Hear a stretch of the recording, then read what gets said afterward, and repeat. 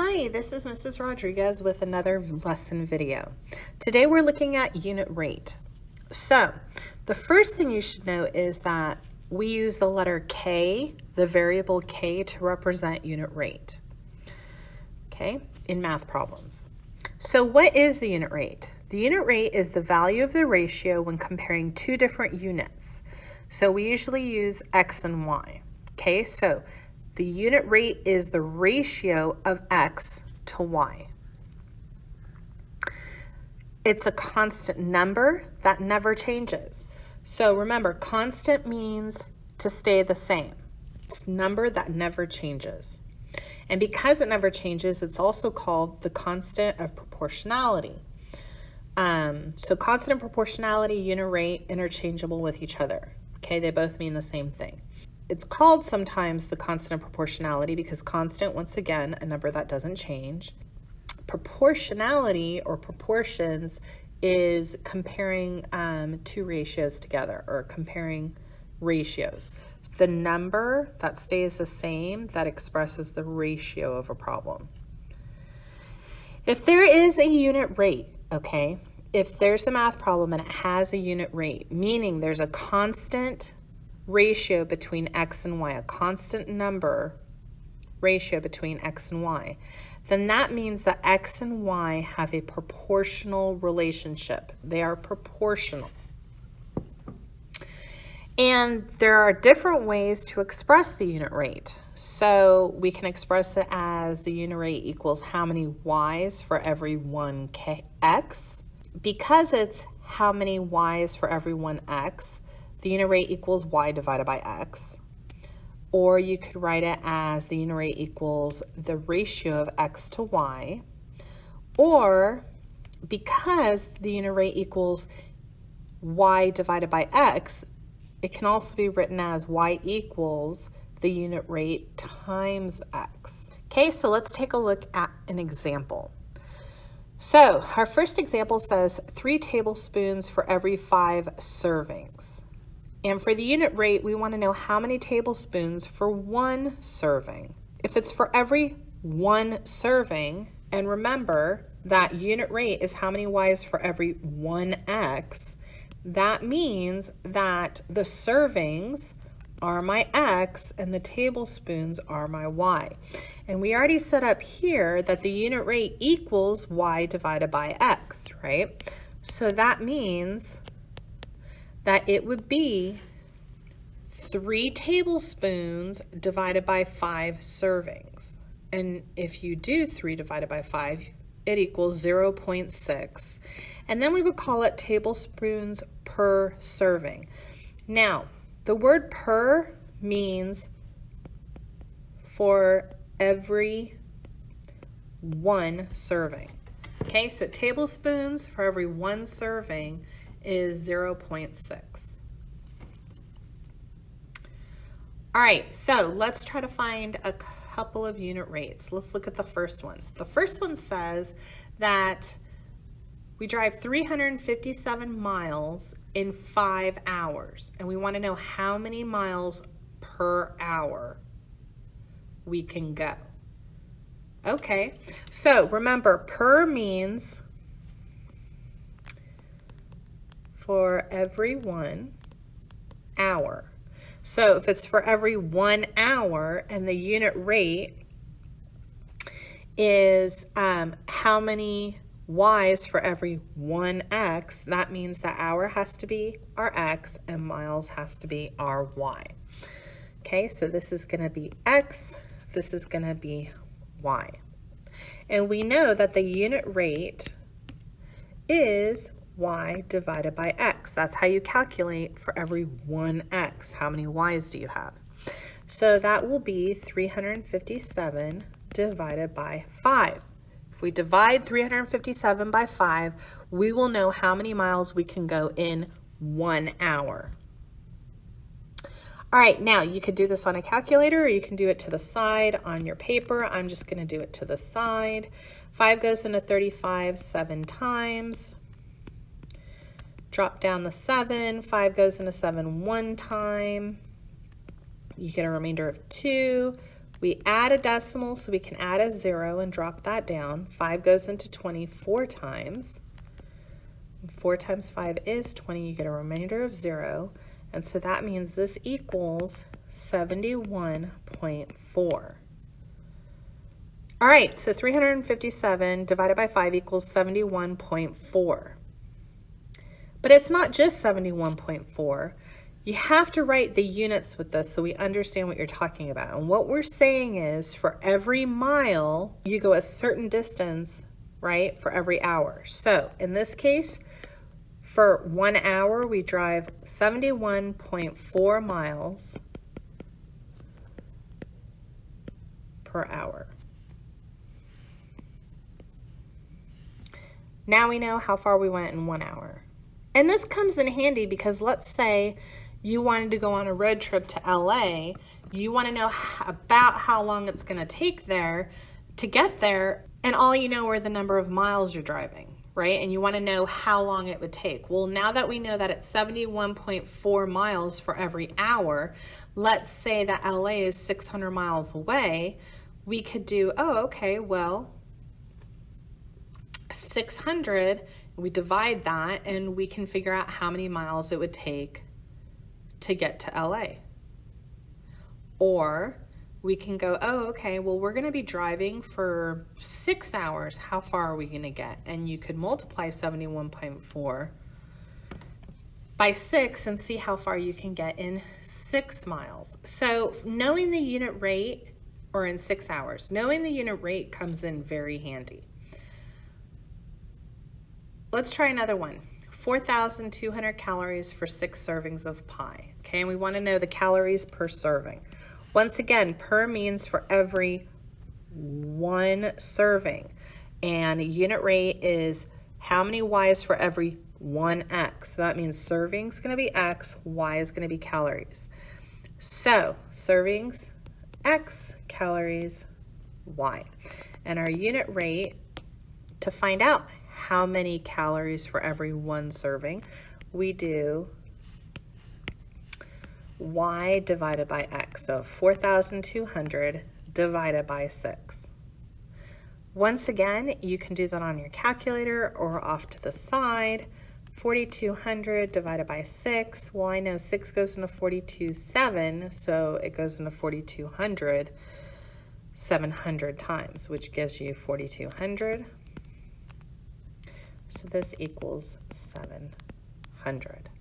And that means there are 700 calories per serving.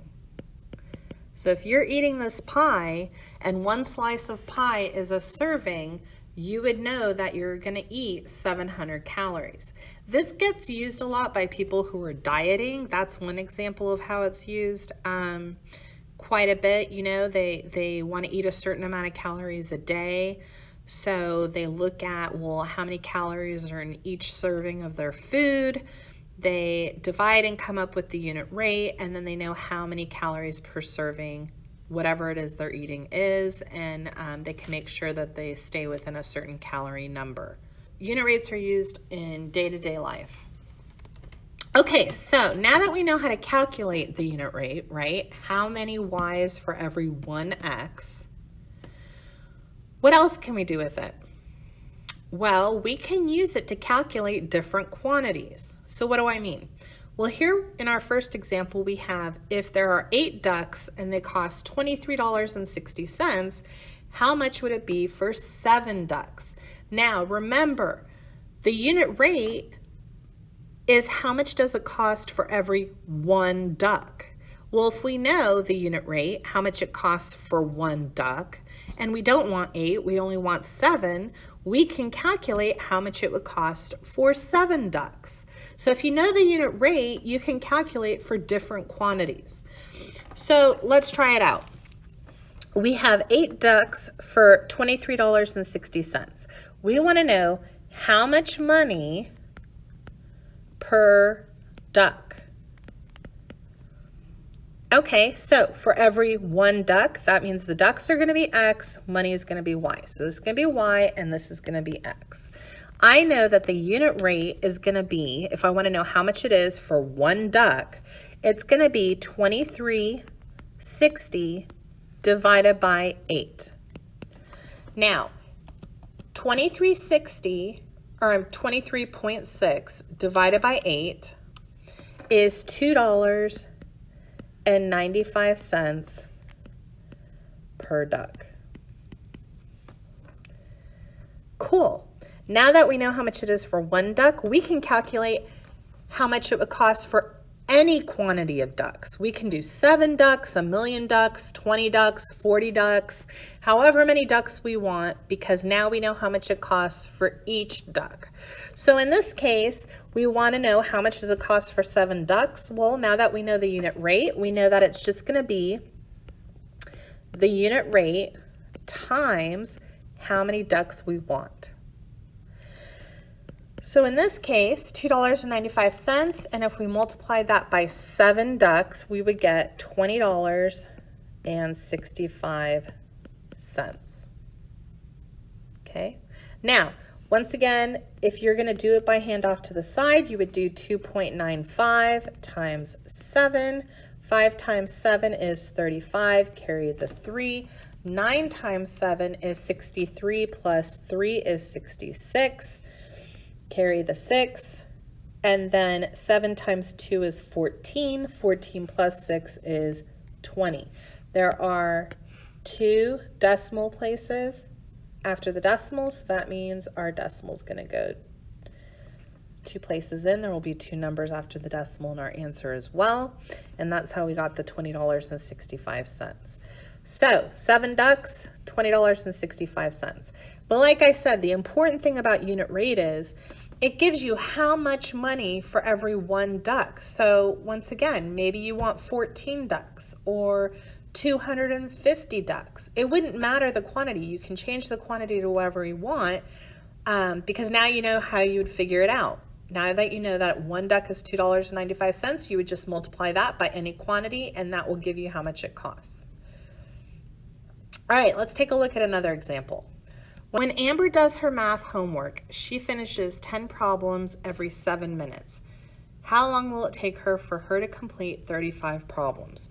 So in this problem, what we need to do is we need to figure out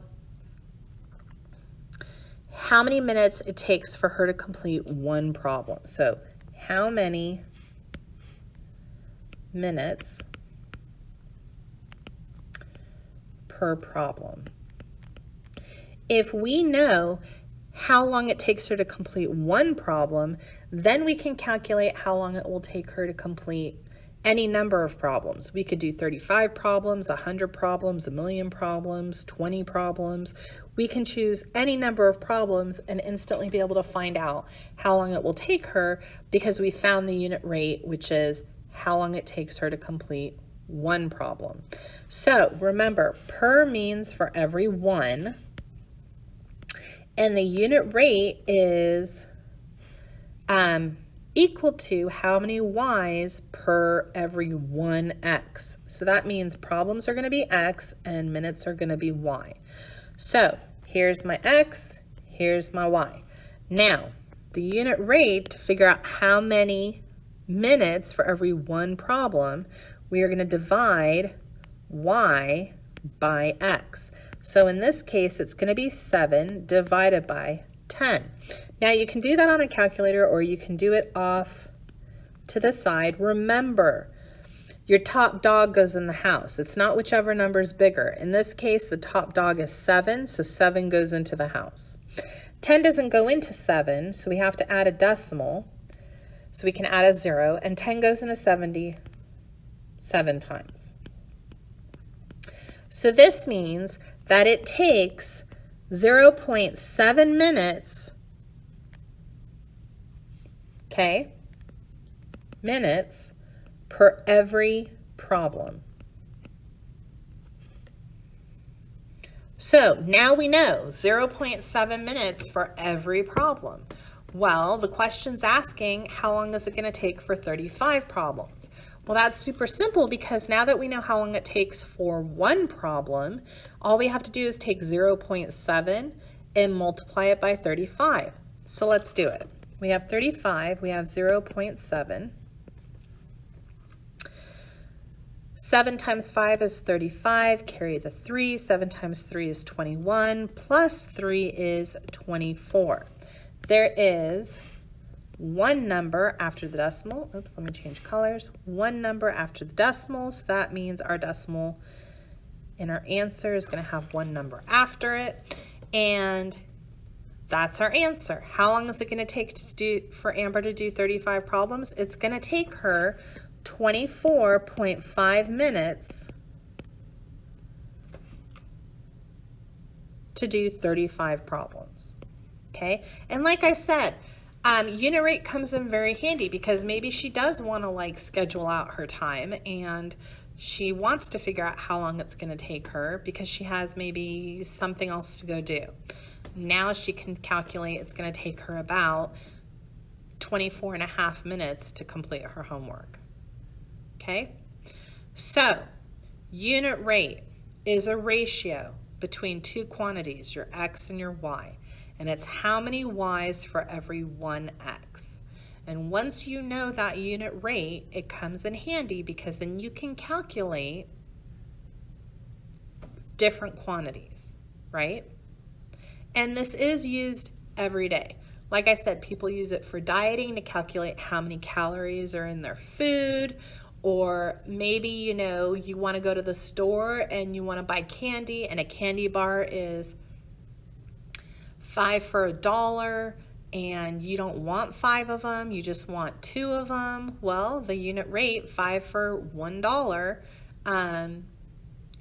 you would calculate that and it turns out $1 divided by 5 is 20 cents. And now you know each candy bar is 20 cents, so 2 candy bars would be 40 cents. Okay, so unit rates come in very handy. And as always, if you have any questions or need additional assistance, feel free to make an appointment with me for office hours. Hope you have a great day. Bye.